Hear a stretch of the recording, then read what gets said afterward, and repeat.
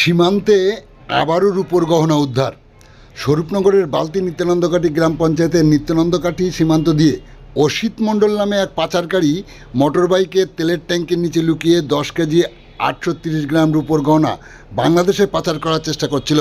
সেই সময় বিএসএফের 143 নম্বর ব্যাটালিয়নের সীমান্তরক্ষী বাহিনী তাড়ালি সীমান্তের জওয়ানদের সন্দেহ হয়। তখন বাইকে তল্লাশি করতেই মোটরবাইকের তেলের ট্যাঙ্কের নিচ থেকে বেরিয়ে আসে 10 কেজি 830 গ্রাম রূপোর গহনা, যার আনুমানিক বাজার মূল্য 8,36,076 টাকা।